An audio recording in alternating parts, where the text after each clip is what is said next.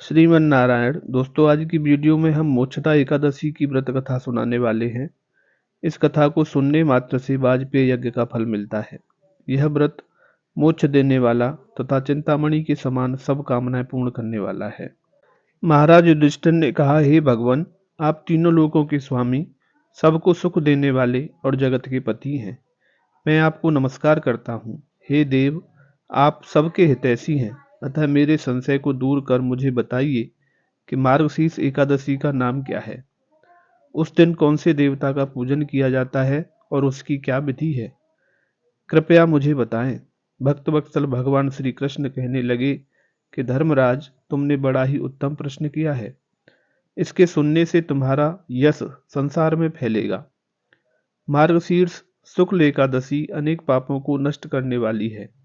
इसका नाम मोक्षदा एकादशी है। इस दिन दामोदर भगवान की धूप दीप नैवेद्य आदि से भक्ति पूर्वक पूजा करनी चाहिए। अब इस विषय में मैं एक पुराणों की कथा कहता हूँ। गोकुल नाम के नगर में बैखानस नामक राजा राज्य करता था। उसके राज्य में चारों वेदों के ज्ञाता ब्राह्मण रहते थे। वह राजा अपनी प्रजा का पुत्रवत पालन करता था। एक बार रात्रि में राजा ने एक स्वप्न देखा कि उसके पिता नरक में हैं। उसे बड़ा आश्चर्य हुआ। प्रातः वह विद्वान ब्राह्मणों के पास गया और अपना स्वप्न सुनाया। कहा, मैंने अपने पिता को नरक में कष्ट उठाते देखा है। उन्होंने मुझसे कहा कि हे पुत्र, मैं नरक में पड़ा हूँ, यहाँ से तुम मुझे मुक्त कराओ। जब ये वचन मैंने सुने तब से मैं बहुत बेचैन हूँ। चित्त में बड़ी अशांति हो रही है।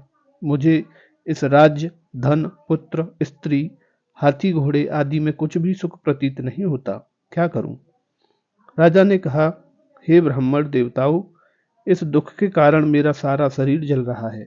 अब आप कृपा करके कोई तप, दान, व्रत आदि ऐसा उपाय बताइए जिससे मेरे पिता को मुक्ति मिल जाए। उस पुत्र का जीवन व्यर्थ है जो अपने माता पिता का उद्धार न कर सके। एक उत्तम पुत्र जो अपने माता पिता तथा पूर्वजों का उद्धार करता है, वह 1000 मूर्ख पुत्रों से अच्छा है। जैसे एक चंद्रमा सारे जगत में प्रकाश कर देता है, परंतु हजारों तारे नहीं कर सकते। ब्राह्मणों ने कहा, हे राजन, यहाँ पास ही भूत भविष्य वर्तमान के ज्ञाता पर्वत ऋषि का आश्रम है। आपकी समस्या का हल वे जरूर करेंगे। ऐसा सुनकर राजा मुनि के आश्रम पर गया। उस आश्रम में अनेक शांत चित्त योगी और मुनि तपस्या कर रहे थे। उसी जगह पर्वत मुनि बैठे थे। राजा ने मुनि को दंडवत प्रणाम किया। मुनि ने राजा से कुशल पूछी। राजा ने कहा कि महाराज, आपकी कृपा से मेरे राज्य में सब कुशल है, लेकिन मेरे चित्त में अत्यंत अशांति होने लगी है। ऐसा सुनकर पर्वत मुनि ने आंखें बंद की और भूत विचारने लगे।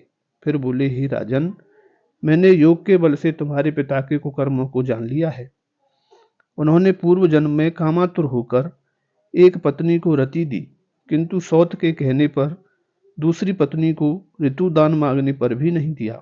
उसी पाप कर्म के कारण तुम्हारे पिता को नरक में जाना पड़ा। तब राजा ने कहा, इसका कोई उपाय बताइए। मुनि बोले, हे राजन, आप मार्गशीर्ष एकादशी का उपवास करें और उस उपवास के पुण्य को अपने पिता को संकल्प कर दें।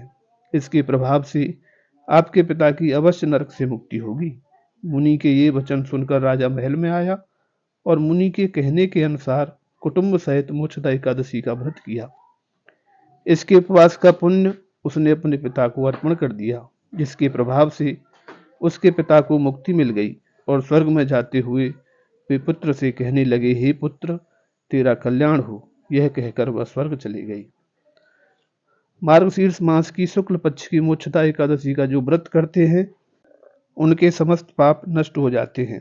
इस व्रत से बढ़कर मोक्ष देने वाला और कोई व्रत नहीं है। इस कथा को पढ़ने या सुनने से वाजपेय यज्ञ का फल मिलता है। यह व्रत मोक्ष देने वाला तथा चिंतामणि के समान सब कामनाएं पूर्ण करने वाला है। श्रीमन नारायण हरि।